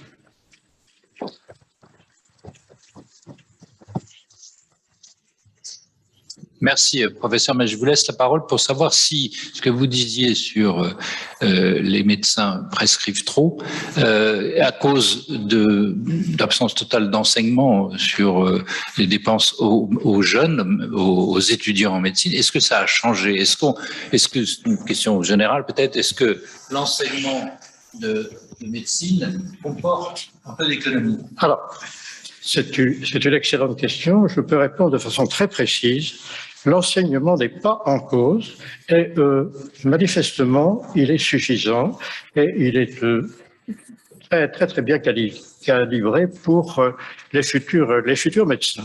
Le problème, c'est que pour être bien classé, pour avoir donc une place honorable à la sortie des études de médecine, il faut avoir l'examen classant, ce qu'on appelle le fameux ECN, examen classant national. Or, dans cet examen classant national, qui est donc de fait un concours, eh bien, les questions portant sur les médicaments et sur les thérapeutiques ne sortent pratiquement pas. Alors, bon, la réponse, la réflexion est vide. On a tous fait la même chose. Hein. Quand quelque chose ne sort pas à l'examen, on ne travaille pas trop. Eh bien, donc. C'est une raison importante, mais c'est loin d'être la seule raison. Pour dire les choses d'une phrase, et je sais que ça va pas plaire dans cette maison, mais les médecins ont réussi jusqu'à présent à ne jamais être contrôlés sur rien. Ouais. Donc on ne contrôle pas les prescriptions. Avec mon ami Roland Cash, on a sorti chez Economica un petit livre qui s'appelle « Soigner mieux, soigner moins cher », en prenant toute une série d'exemples d'examens radiologiques, de radio du crâne, dont l'Académie notamment démontrait que ça servait à rien. Quand vous regardez les variations de prescription entre médecins, vous vous pincez. Il se trouve que je continue à faire de la recherche à mon grand âge, et que je suis une cohorte de patients insuffisants cardiaques du Grand Est. Ils sont 54 000, enfin ils étaient 54 000 en 2014, et on regarde ce qui leur arrive, et on peut dire que le b.a.-ba des choses très simples, des recommandations de la haute autorité de santé, justifiées, ne sont pas suivies dans 97% des cas. Donc ils ne sont suivis à peine que dans 3% des cas. Donc voilà. Donc quelle que soit la qualité de l'enseignement, et c'est une condition nécessaire, mais c'est pas du tout une condition suffisante. Et quand vous regardez les données du PMSI dont je suis à l'origine, et que vous voyez les variations inexpliquées, par des facteurs démographiques d'un certain nombre d'interventions chirurgicales et que vous voyez, j'ai demandé depuis très longtemps, parce que pendant 13 ans, j'ai présidé la formation santé et protection sociale du CNIS. Alors, le CNIS est une instance austère qui est le Conseil national de la formation statistique. J'ai demandé que l'on publiât région par région, en tenant compte de la démographie et de l'âge, les taux d'intervention chirurgicale, et on voit que elles sont inexpliquées par des facteurs, comment dirais-je, avouables. Et les facteurs non avouables étant les systèmes de rémunération des médecins, voilà, et notamment le paiement à l'acte. Donc, moi, je suis pas contre le paiement à l'acte, mais je suis contre la totale liberté. Donc, voilà. Alors, c'est bien de former les médecins aux médicaments, mais ça serait bien aussi de les former à la psychiatrie. Vous savez que les généralistes, en gros, entre 10 et 15% de leurs patients sont des gens qui ont des maladies mentales et que vous pouvez faire toutes vos études de médecine en n'ayant pas plus de 20 heures de psychiatrie. Enfin bref, on peut continuer. Mais je crois que on est dans une situation où on laisse filer le système. Attendez, Jean, voilà, pardon. Pour répondre sur la liberté des médecins. Je suis en partie d'accord avec vous, mais seulement en partie. Parce qu'il y a un phénomène grandissant que vous n'avez pas mentionné, c'est la judiciarisation des procès. Et bon, pour avoir fait un peu d'expertise judiciaire, je peux vous dire que, alors là, c'est le régal des avocats. Hein. Bon, ben oui, mais vous n'avez pas fait tel dosage. Ah oui, mais vous n'avez pas fait telle radio. Ah oui, mais vous n'avez... Je suis d'accord avec vous. Bon, et ce qui fait que, ben, on a tendance, pardonnez-moi, mais à ouvrir le parapluie. Bon, et je ne peux pas reprocher C'est pas un parapluie, c'est un parasol. Oui. Mais, écoutez, par exemple, pour des services qui sont spécialement touchés par les problèmes de judiciarisation, c'est la gynéco-obstétrique, les accouchements. Et là, manifestement, je ne peux pas ne pas défendre le collègue qui prend un maximum de garanties, qui fait des examens. Et je suis d'accord avec vous. Hein. Mais vous savez, les premiers examens de biologie qui ont été faits, ils ont été imposés par les industriels. Vous savez, ces examens qui font tout, tous les dosages à la fois, pratiquement tout, c'est une machine qui vous donne tout. Ah oui, mais ça coûte quand même un certain prix. Et puis, bon, ça permet de dire qu'on a tout fait, mais on a forcé l'utilisation. Manifestement, je suis de formation biologiste, je n'ai pas besoin de tous les examens pour faire un diagnostic. Vous voulez répondre sur la judiciarisation de la médecine? Oui. Si vous m'en offrez la possibilité, j'aimerais dire un mot parce que, pour ne rien vous cacher, pardon, j'ai été avocat longtemps du SYNGOF, c'est le syndicat des obstétriciens, et ils sont devenus je ne suis plus avocat, ils sont devenus des amis, et je travaille avec une association agréée par la HAS, qui s'appelle Gynérisque, qui est une association de prévention des risques. Et je voudrais attirer l'attention de l'Académie de médecine sur un problème qui perdure depuis 20 ans. C'est le fait qu'il y a des trous de garantie dans la garantie d'assurance des assurances souscrites par les obstétriciens. Et le législateur, en 2011, a réglé à moitié le problème en créant un fonds de réassurance.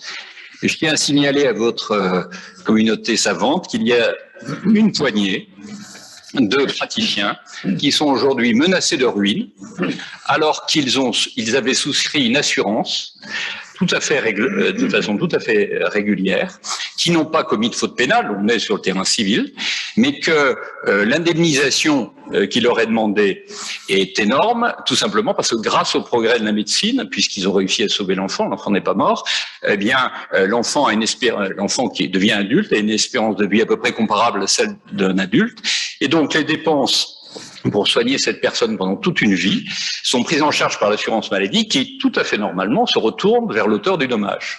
Sauf que l'auteur du dommage était assuré par un assureur privé qui plafonnait son indemnisation. Et il y a une poignée de médecins qui, aujourd'hui, sont dans la situation d'être menacés de ruine. Réellement, hein, vous trouverez sur un site des témoignages. Ils ont été laissés par le législateur qui les a laissés comme ça à l'abandon. Alors un fonds a été créé en 2011 qui couvre maintenant les jeunes médecins pour les plaintes qui sont portées à partir de 2012, et pour les plaintes antérieures, les médecins ne sont pas couverts et il s'agit d'obstétriciens. Pour ce qui est de la judiciarisation, pardon, je voulais faire passer ce message, d'autant que je ne suis absolument pas intéressé personnellement à l'affaire, je n'étant plus avocat, mais moralement je le suis. Quant à la judiciarisation, ce qu'on peut constater, c'est qu'il y a beaucoup de plaintes, mais les condamnations finalement ne sont pas plus importantes que dans le passé. La seule chose, c'est que le montant explose parce que le juge fait droit à des postes d'indemnisation de plus en plus nombreux. Et par voie de conséquence, les primes d'assurance augmentent. Pour illustrer, si vous le permettez, le point de vue de Jean-Pierre Bazoué sur le fait que le marché ne répond pas dans le domaine de la santé aux besoins, eh bien, l'exemple de l'assurance des praticiens de santé est excellent. On pourrait se dire, les obstétriciens, quand j'ai commencé à être leur avocat, ils étaient 1500 libéraux. Aujourd'hui, ils ne sont que 1000. Ils représentent une poignée. Mais lorsque la condamnation tombe, les dommages à l'indemnisation, évidemment, ils sont énormes. Donc, on leur demande des primes d'assurance extrêmement élevées. Pour quelles raisons les autres assurances ne prennent-ils pas en charge? Autrement dit, ne mutualisent-elles pas spontanément ces montants-là? Tout simplement parce que les assureurs sont en concurrence. Et que si un assureur s'avisait par charité d'âme à mutualiser le risque, la prime d'assurance qu'il demanderait aux autres spécialités, et principalement aux médecins généralistes, monterait un peu. Et comme les médecins ont le choix de leur assurance privée, eh bien, ils iraient vers les autres. Donc, c'est la concurrence qui génère la sélection du risque et donc le caractère inassurable des risques catastrophiques de certaines professions médicales. Pardon d'avoir été un peu long, mais merci, il semblait important de le dire. L'assureur va vous répondre qu'il n'est pas d'accord, mais ensuite, je redonnerai la parole à Jean pour que on refasse on revienne sur le schéma général. Et puis, ensuite, il y aura, si vous êtes d'accord, quelques questions de la salle avant qu'on termine. Je suis d'accord avec 90% du raisonnement du professeur Paulet, mais pas avec sa conclusion. Ce n'est pas le fait que on soit sur un marché de l'assurance responsabilité civile, parce que ce raisonnement-là, s'agissant de la responsabilité civile des médecins, vous pouvez le trouver dans tout autre domaine de la responsabilité civile. C'est pas un problème lié à la santé, c'est un problème lié à l'assurabilité de certains risques qui sont de pointe. En réalité, quand le coût du risque est supérieur à ce que un marché est prêt à payer, on a un problème d'assurabilité. Et je vais prendre un exemple très concret et très récent, c'est l'assurance agricole. Et d'ailleurs, dans ce cas-là, on avait exactement le même problème dans un domaine qui n'était pas de responsabilité civile, mais d'assurabilité du risque des récoltes, compte tenu de la dérive climatique que nous connaissons. Et en effet, la réglementation a été modifiée de manière à élargir le coût de la contribution. Donc, on pourrait tout à fait imaginer une réglementation qui nous dispense de cette contrainte qui est celle que vous avez. Mais on a un débat technique, on pourra en parler tout à l'heure. Voilà, vous reprendrez tous les deux tout seuls. Non, je vais revenir à Jean, s'il veut bien, pour l'équilibre général, qu'on reprenne le fil sur le financement de la santé. Ce qui va aujourd'hui mal, est-ce le schéma de 1945, cette espèce de mixité de l'économie de la santé française? Est-ce autre chose? Et comment fait-on pour arriver à quand même dompter un peu ce fameux rhinocéros dont tu parles? Je suis assez partisan de l'idée de Rémi. Elle est élégante et elle est assez simple. Et je suis également partisan de l'idée de Didier, c'est-à-dire que je pense que le problème des assurances complémentaires, c'est que l'on les a empêchés d'être assureurs, elles restent complémentaires, et que l'on les a aussi empêchés d'être solidaires. Parce que notamment les mutuelles avaient un système de solidarité, en gros entre les actifs et les retraités, qui a disparu pour des raisons techniques dans lesquelles je ne veux pas rentrer. Non, le sujet central, me semble-t-il, c'est d'abord dans l'organisation de l'offre de soins. Et là, je vais aller très très vite, mais en deux mots, si vous voulez, nous n'avons en France que deux systèmes. C'est le système hospitalier, qui a été réformé en 41, en 58, en 70 et quasiment tous les ans depuis, sauf une année. parce que chaque année, il y a eu des lois qui touchaient plus ou moins l'hôpital. Et en gros, le système hospitalier a été étatisé. C'est-à-dire, l'État est progressivement rentré dans l'hôpital. Et aujourd'hui, c'est lui qui gère tout. Donc, d'un côté, donc, il y a l'étatisation de l'hôpital public. Heureusement, d'ailleurs, qu'on a des établissements privés qui eux-mêmes sont très contrôlés. Mais c'est parce qu'on a des établissements privés en France qu'on n'a pas de file d'attente. Si on faisait disparaître les cliniques privées, il y aurait comme dans les pays d'Europe du Nord et aux États-Unis d'ailleurs des files d'attente pour les opérations que les Anglais appellent les opérations de confort, c'est-à-dire la cataracte, la prothèse de hanche, enfin etc. Bref. Donc le deuxième point, c'est que on ne connaît que la médecine libérale. C'est-à-dire que l'accord entre la profession médicale et l'État en France, elle a été bouclée en 1930 et elle n'a pas bougé depuis. Liberté de prescription, liberté d'installation, paiement à l'acte, et le principe qui n'est jamais écrit mais qui est essentiel, qui est non-contrôle des pratiques cliniques. Alors, qu'est-ce qui se passe aujourd'hui? C'est que si on veut faire face au vieillissement de la population, il faut faire en sorte on maintienne aussi longtemps que possible les patients à domicile. Et on ne maintiendra pas les patients à domicile en payant un généraliste 25 € l'acte. Ça, c'est pas raisonnable. Et donc, tous les systèmes au monde s'intéressent, et en fait que deux systèmes. Il y a soit le système britannique qui est en fait le GP, mais le General Practitioner anglais, il a une vingtaine de personnes autour de lui, et des systèmes de réseau de soins américains dans lesquels j'ai pas... Mais en gros, il faut payer quelqu'un pour coordonner la prise en charge.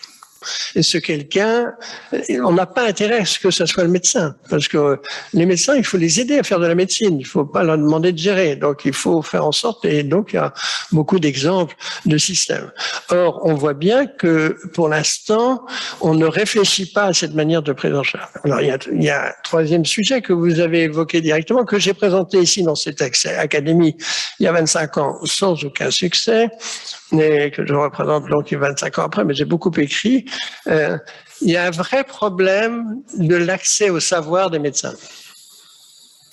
Donc, les cardiologues suivent bien leur spécialité, mais s'ils voient une femme enceinte qui a de l'arythmie, ils connaissent moins les problèmes d'obstétrique ou de gynécologie. Et donc, je propose, alors vous savez qu'il y a 700 000 articles médicaux publiés chaque année dans les revues à comité de lecture. Que l'hypothèse que fait la déontologie médicale, c'est que les médecins les ont tous lus, ces 700 000 articles. Et d'ailleurs, ça sert dans les tribunaux, dans les procès. C'est-à-dire, comment vous ne savez pas que... Bon. Et donc, je propose depuis 25 ans que l'on crée, pour faire bref, avec l'Académie de médecine, un réseau du savoir, on a en fait, pour dire parler français, un Google médical. Alors, comment font aujourd'hui les médecins? Ben, ils tapent sur Wikipédia.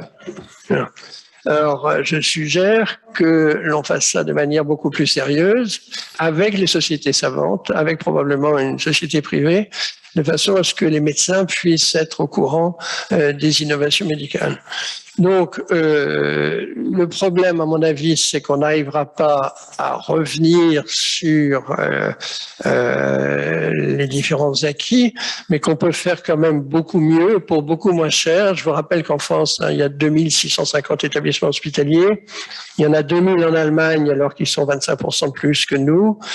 Si on était américain, on en aurait 1000. Et si on était britannique, on en aurait 640. Et si on était suédois, on en aurait 300. Alors 300, ça veut dire 3 hôpitaux par département. C'est beaucoup, hein?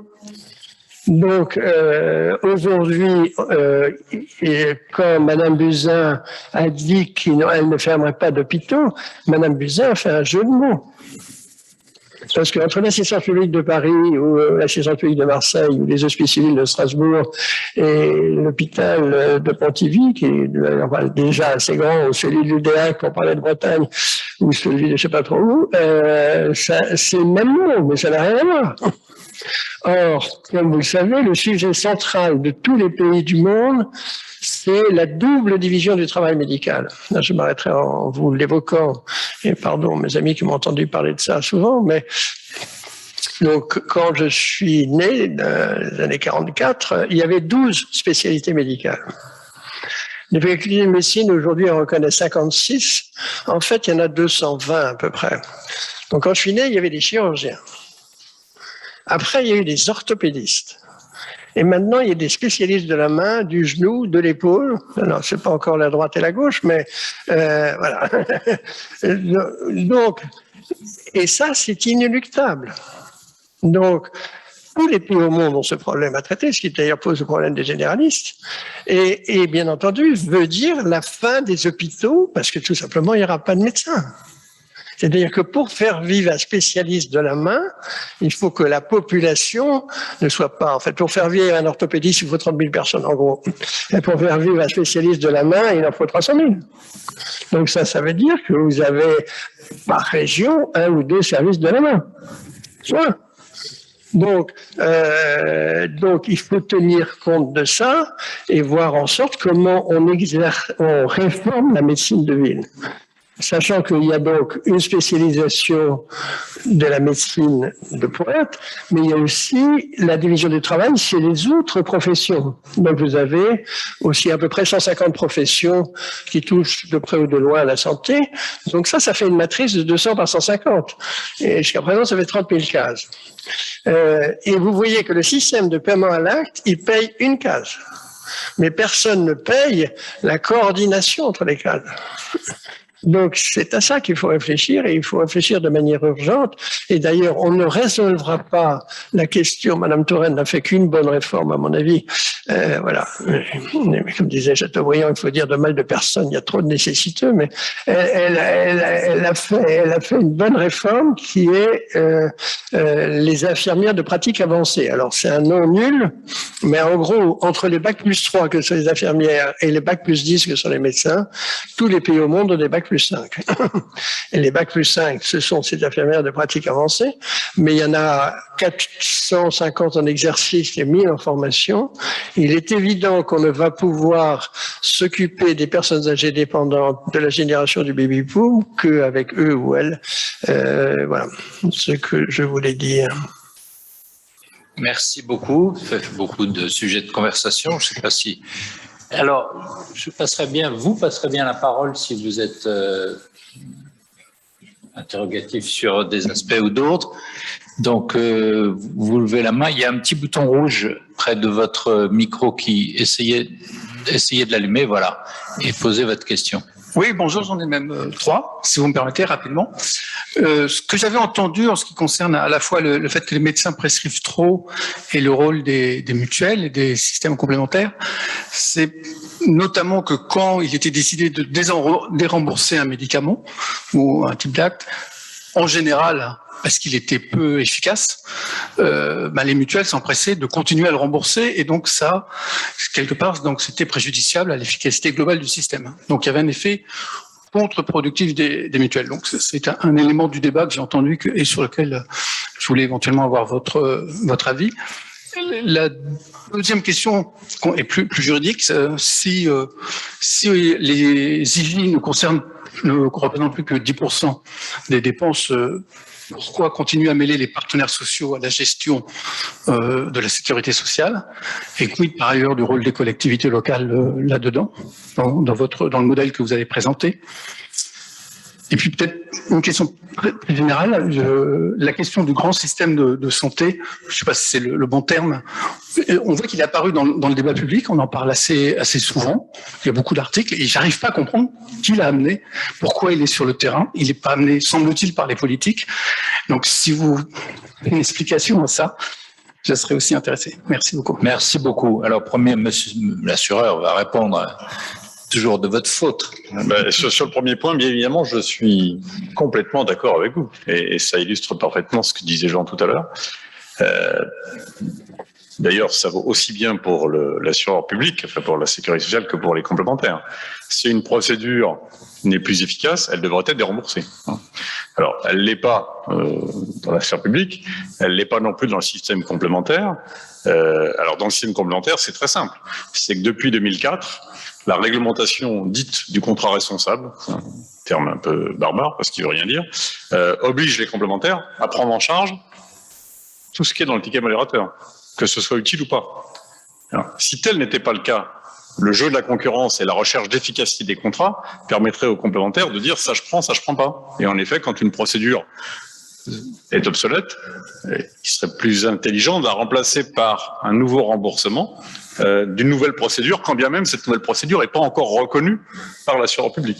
Mais l'hyper-réglementation du secteur a collé le métier des complémentaires quasiment dans un cadre de service public qui l'empêche et qui nuit à la concurrence. Alors après, on dit ça coûte trop cher parce que la concurrence coûte cher. En effet, on maintient un système concurrentiel qu'on a rendu, dont on a privé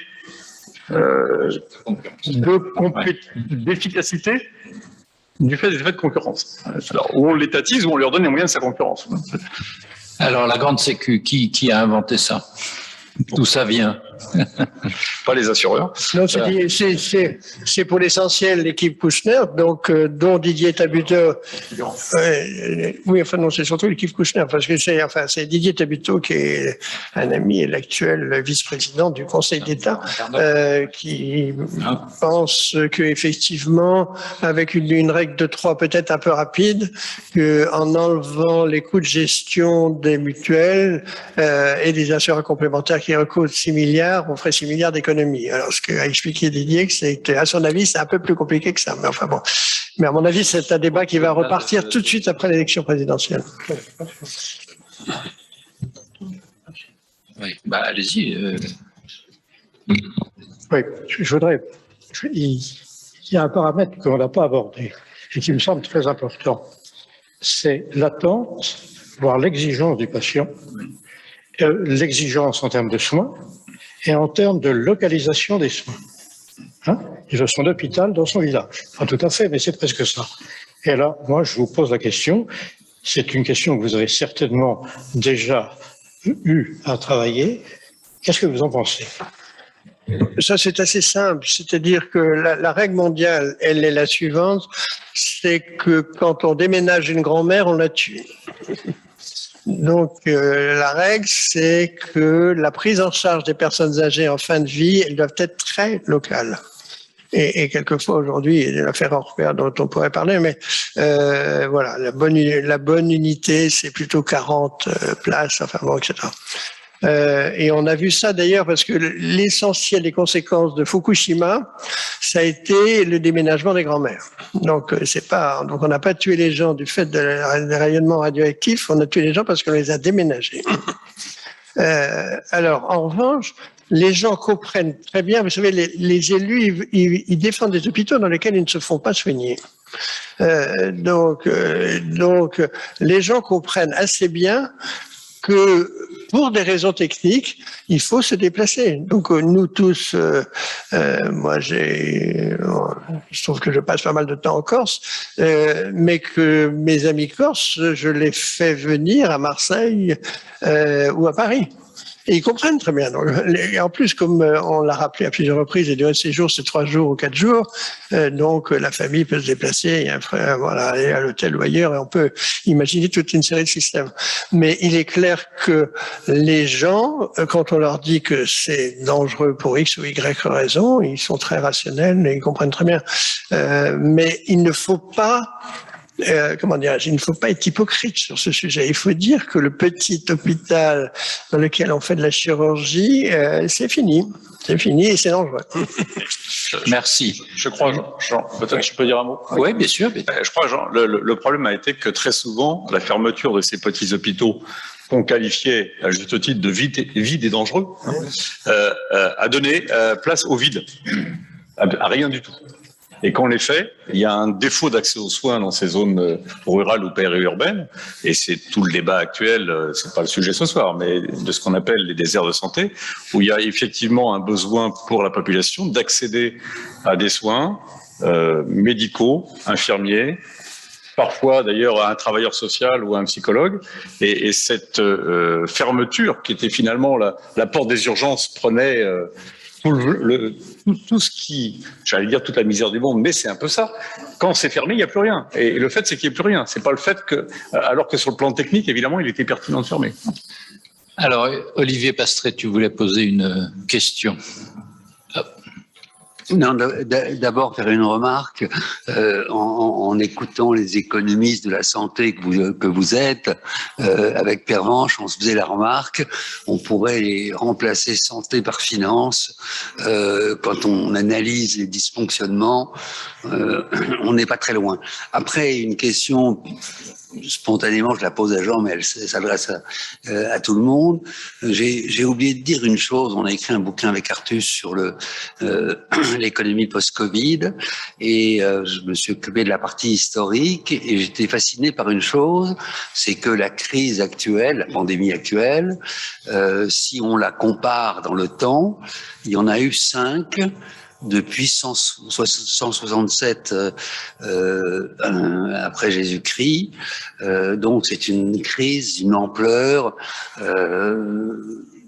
totalement sans précédent. Je pense que c'est un argument pour les économistes de la santé que vous êtes à un titre ou à un autre, et pour tous les autres, pour dire attendez les gars, il faut changer de braquet.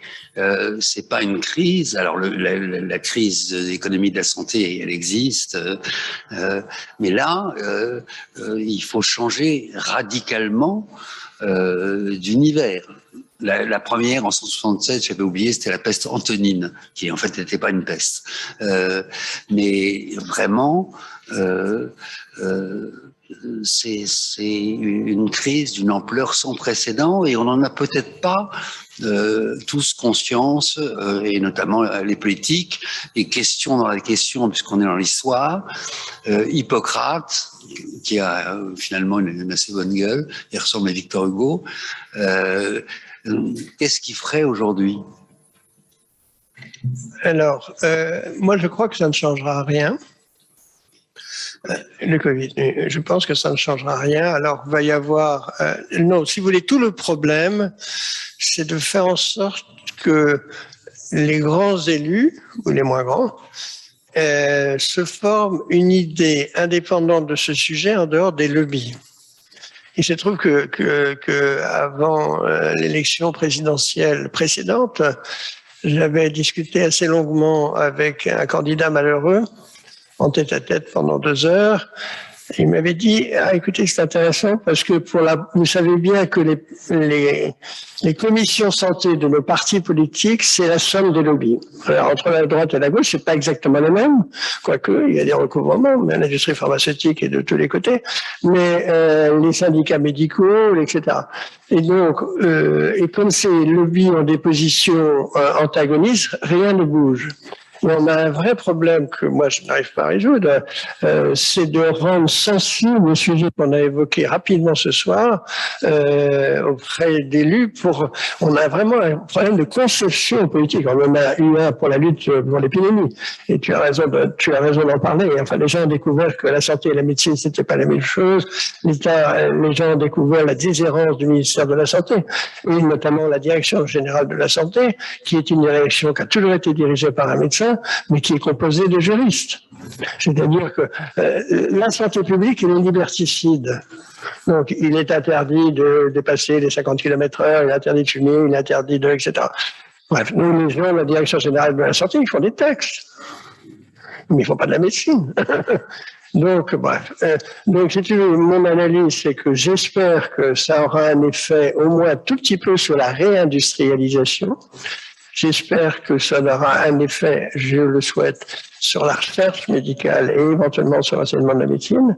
Mais sur le reste, je pense que on va oublier et que dans la mondialisation, aujourd'hui, là, j'ai discuté avec mes amis américains qui savoir, ils me disaient, écoute, on n'a plus d'étudiants chinois. Alors, il y en a eu plus pour la raison Covid, mais les gens qu'on a formés en Chine ont eu donc ils sont venus former aux États-Unis, qui sont partis en Chine. Aujourd'hui, c'est eux les leaders mondiaux de la recherche. Donc nous, on a intérêt à se bouger si on veut encore être dans la course. Rémi Paulet, vous vouliez parler un peu de post-Covid?